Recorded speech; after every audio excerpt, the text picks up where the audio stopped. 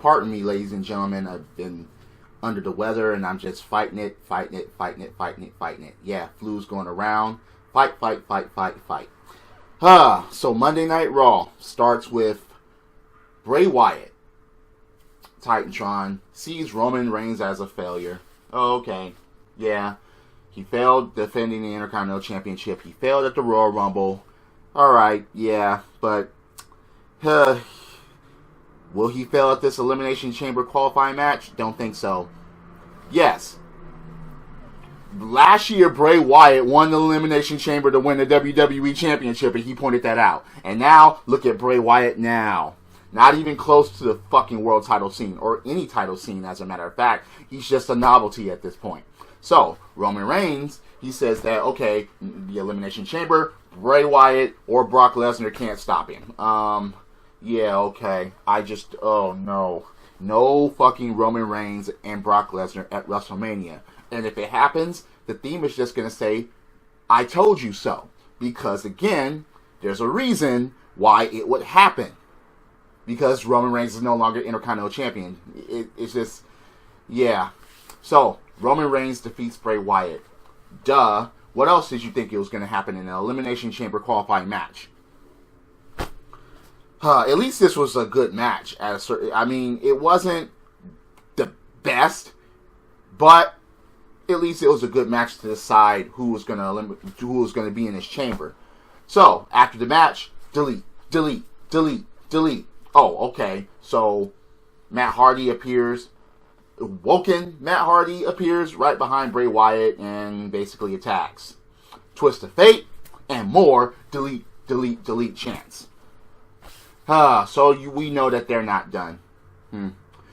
Jason Jordan says to Seth Rollins that he's 100%, and this is going to be their last chance to face the Bar for their rematch to get back to tag team championships.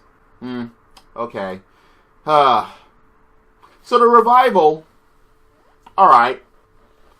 It was supposed to be a one-on-one match, but it turned into a tag team match because the Revival were like, okay, we're tag team specialists, so let's make it a tag team match. So Finn Balor chooses a partner from one of the two members of the club that you have there.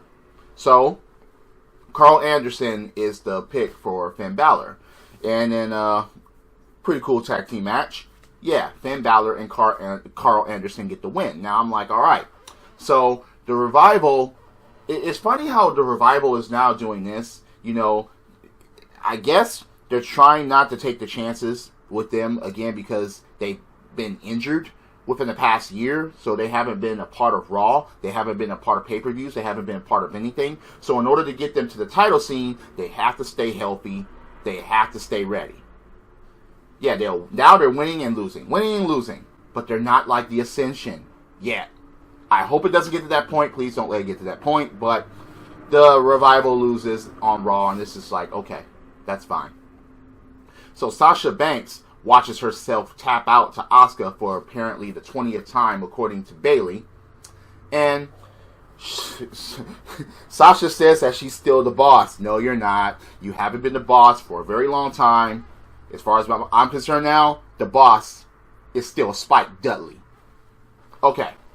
So, Bayley wants to get some tips against Asuka since Bayley is going to be facing Asuka. And Sasha's like, no, there are certain tricks I keep to myself. You know, that's just... And then the funniest thing about it is, Bayley starts showing some fire. Because Sasha's like, wait, you think you're good enough to beat Bayley? You think you're good enough to beat Bayley. Ha ha ha. You think you're good enough to beat Asuka? And Bayley's like, I'm good enough to beat you. And if you think that you could beat Asuka, I know I could beat Asuka. Look, it was the way she phrased that. She's like, I know I could beat you. Like, oh, come on, Bayley. Bring it out. Fuck that hug shit. It would have been devastating if she would have hugged Sasha Banks before she left. But no, she was showing a little bit of fire there. Keep that going. Open that Pandora's box, please. Turn both of these women heel as far as I'm concerned. I mean, shit. So, you get a Cruiserweight tag team match, and I'm like, why? A Cruiserweight Tag Team match has a Cruiserweight belt out at ringside. And I'm like, why? There was no tournament match here. So Mustafa Ali and Cedric Alexander beat Drew Gulak and Tony Nese. And it's like, what was the point of that? Just to display the Cruiserweights on Raw. Okay. So, Kurt Angle announces the Women's Elimination Chamber match participants. Of course, it's for the Raw Women's Championship. So, Alexa Bliss is in there. Then, the participants are going to be Bayley, Mandy Rose, Mickie James, Sonya Deville, and Sasha Banks. Oh, but Nia Jax isn't in it. But Kurt Angle goes to explain that Nia Jax will be facing Asuka at the Elimination Chamber pay-per-view, and whoever wins that, and if Nia wins that match, then there will be a triple threat match at WrestleMania for the Raw Women's Championship. Okay. So, Alexa comes out and basically complains and bitches and makes excuses. And she's like, why is the women's title on the line in the chamber and not the men's, not the Universal Championship? Talking about giving Brock Lesnar special treatment and accuses Kurt Angle of being sexist. Kurt Angle immediately points out that, wait, you haven't defended your championship since October at TLC. We're done here. Regardless of what she says after that, we're done. Because Brock Lesnar has been defending the title at pay-per-views. Regardless of he's a part-timer or not, you're telling me that out of all the singles championships on this show, Brock Lesnar has been defending his the most when he's held, as long as he's held the title. Oh, okay. The second was Roman Reigns until he lost it. You know, I mean, but Roman Reigns didn't even get a chance to fucking defend it at a pay-per-view. And I'll get to that too, because, yeah, Alexa, Miz, Bliss. Yep, because she's acting like the Miz. She's from the same place as the Miz, so they're acting like each other, and they don't like to defend the championships when they hold it. Okay, yeah, all right, fine.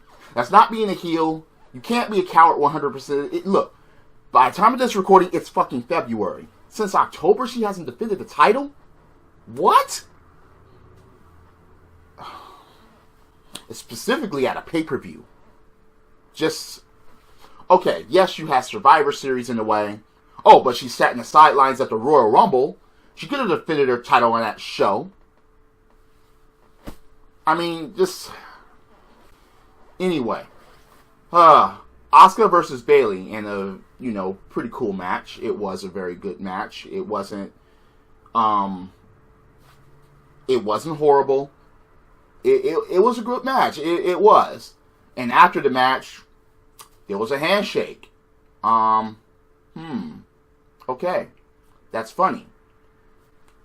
Bayley gets a handshake, but Sasha Banks didn't, and Ronda Rousey didn't, just was like, no. She didn't get a handshake either. Because Asuka denied that shit, so.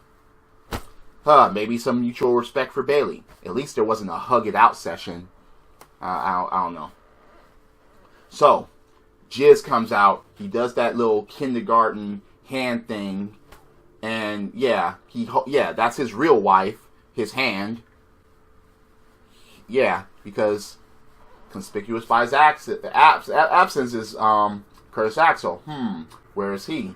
Yeah, at home taking care of his baby. Yeah, his baby mama, which is Maurice. That's what he's doing. All right. So Jizz basically takes credit for the ratings of Raw 25. Are you serious, dude? You can't. So, DX, Stone Cold, The Legends, and everybody else, even the $1 Million Man, the Poker Game, APA, none of that should have anything to do with it. None of that.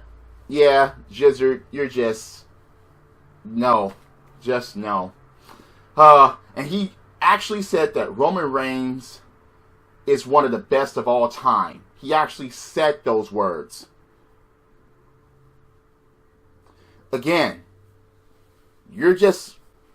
keep going lower and lower. No, Roman Reigns is not that. I don't give a damn. Just no. So, you're telling me that an Elimination Chamber qualifying match, it's the Jizz versus Apollo Cruz. Okay. Kane has lost his fire for years, but at least Kane it qualifies to be in the world title scene.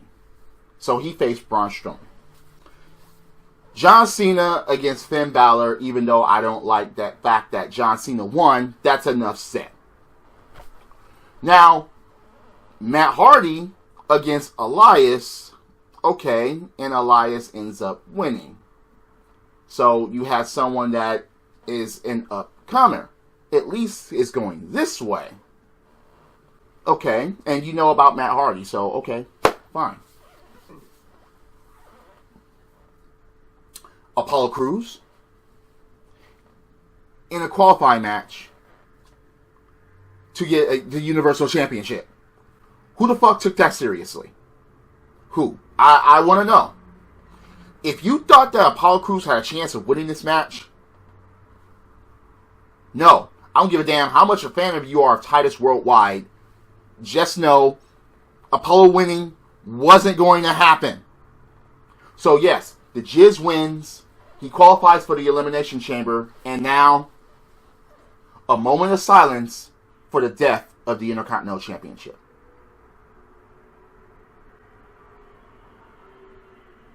Look. It's funny how it was addressed earlier in the night that Alexa Bliss hasn't defended her title ever since October at No Mercy. The Jizz lost the title and got it back, but even in between that time, there was no pay-per-view. Regardless of what anybody says, this title should be defended at every pay-per-view that's in its way. Look, even at the Royal Rumble, this should have been defended. The Jizz has not defended the Intercontinental Championship at a pay-per-view since September. Yet he's supposed to be making it prestigious? Where's that argument at? If you're not defending the belt at pay-per-views. Again, since September. It's fucking February now. So now he's qualified for this fucking Elimination Chamber. So that means he doesn't have to defend it at the pay-per-view Elimination Chamber. He's sitting on a fucking title at pay-per-views. Pay-per-views! What? His matches are not so great that he's going to be on pay-per-view cards, if that's what you're saying. If that's what you're saying, I told you so. Oh, he'll defend it on Raw every once in a while, but not at a pay-per-view? That is fucking ridiculous to me. Explain that to me in the comments section if you feel fucking anything different. And don't say, he's defended it on Raw. Fuck that, alright? He's supposed to be defending the title at pay-per-views, which Brock Lesnar has been doing.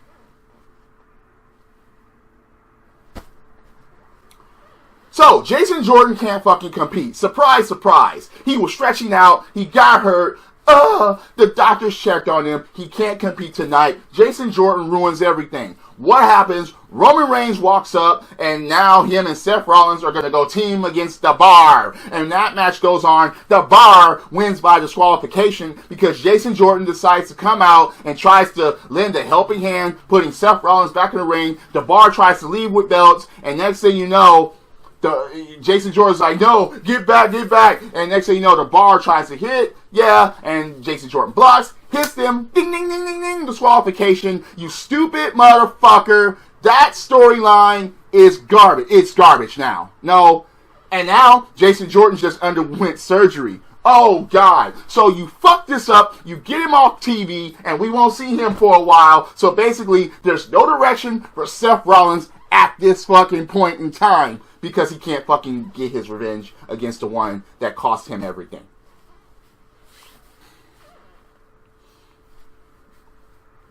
Jordan ruins everything. So, yeah, Seth Rollins is pissed. Calls him a son of a bitch. That was, yeah, selfish son of a bitch. Yeah, it's supposed to be about us. It's always, you talk about it's all about you. It's supposed to be about us, the tag team. And so, Seth Rollins is told to go away by Kurt Angle because he's pissed. And the way Kurt Angle snapped at his so-called motherfucking son, the one that ruins everything, Jason Jordan, he's like, go home! So Angle is pissed too. Told him to go home. Yeah. Go home and stay there. Yeah, that's what he said. Don't come back for Raw. Fuck you, get the fuck out. Until they repackage you in the way that you're going to be successful or appreciative as far as the way you are, we're booing you anyway. Turn this fucker heel. Why is Roman Reigns getting more cheers than Jason Jordan is beyond me. Why is John Cena getting more cheers than Jason Jordan is once again beyond me. He has the skills in the ring. You need to turn him at this point and repackage him, or else let him stay home until that fucking happens. So, Nia Jax defeats a jobber, and it's like, ugh! She says she doesn't fear Asuka, and Asuka can't beat her. Okay. It's happened, oh God. I guess they want us to erase the history of NXT from our minds where we're talking about Asuka, even though her undefeated streak is from NXT, you idiots! Asuka can't, Asuka can't beat Nia Jax? Seriously, Nia? Seriously, WWE writers? Seriously? Oh yeah, she said, yeah, instead of the Empress of tomorrow, she's going to be the Empress of yesterday. Ha ha ha. So, you get Mickie James versus Sonya Deville, which Mickie James wins by fucking roll-up. Absolution attacks, and then Asuka just comes and just pulls Mickie James out and holds her, and then, you okay? You okay? I need a new best friend. Please come back. Oh my God, I brought you back here. Yeah, we can be together again. Yeah. Basically, that's what that was. That's what that segment ending was. It's just like, okay, fine. Who wants to walk with Elias? WWE stands for Walk with Elias. Yeah, that shit continues. He plays a solo song. He does and then he sings a song about the city that he's in. Okay, which is, alright, that's fine. Of course, he gets interrupted and John Cena comes out. So, you get Elias versus John Cena versus Braun Strowman, and the winner of this match enters the Elimination Chamber last at the pay-per-view. Since it's triple threat, there's no disqualification. And Elias actually fucking wins.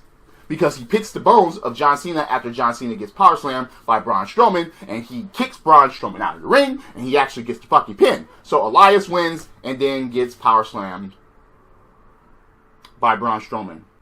One more time. John Cena gets power slammed by Braun Strowman again. One more time. It's funny how Braun Strowman was even smiling when the fans were even asking him about that. He gets down, he power slams, bam! Once again to Elias. Bam! Once again John Cena. This kept going. Power slams all around. Alright, but at this point, why would Braun Strowman enter last? I wouldn't think that would make any sense because Braun Strowman wouldn't need it. At least the Jizz isn't entering last, but again, the Jizz shouldn't even be in this fucking match. Period. He should be defending the Intercontinental Championship at a fucking pay-per-view, which he hasn't done in 6 months.